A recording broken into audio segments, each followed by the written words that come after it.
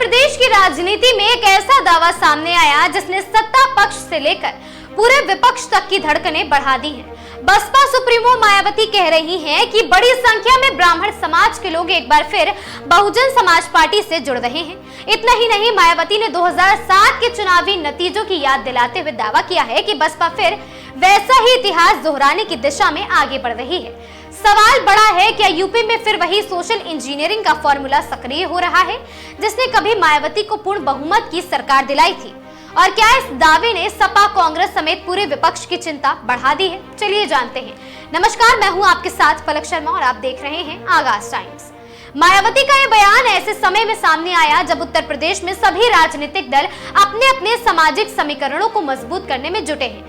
बसपा प्रमुख का कहना है, ब्राह्मण समाज के लोग पार्टी की नीतियों और विचारधारा से प्रभावित होकर तेजी से जुड़ रहे हैं और यही वजह है कि उन्होंने पार्टी कार्यकर्ताओं को भी संगठन को बूथ स्तर तक मजबूत करने का संदेश दिया है। दरअसल उत्तर प्रदेश की राजनीति में वर्ष 2007 को एक बड़े राजनीतिक प्रयोग के तौर पर देखा जाता है।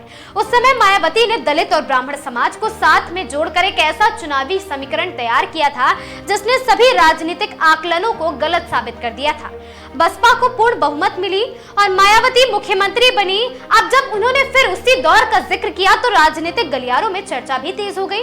राजनीतिक विश्लेषकों का मानना है कि अगर बसपा ब्राह्मण वोटरों का एक बड़ा हिस्सा अपनी ओर आकर्षित करने में सफल होती है तो इसका असर सीटों पर दिखाई दे सकता है, खासकर उन क्षेत्रों में जहां जातीय समीकरण चुनावी नतीजों को सीधे सीधे प्रभावित करता है। और यही कारण है कि मायावती के इस बयान को केवल एक राजनीतिक दावा नहीं बल्कि आने वाले चुनावों के लिए रणनीतिक संदेश के रूप में भी देखा जा रहा है।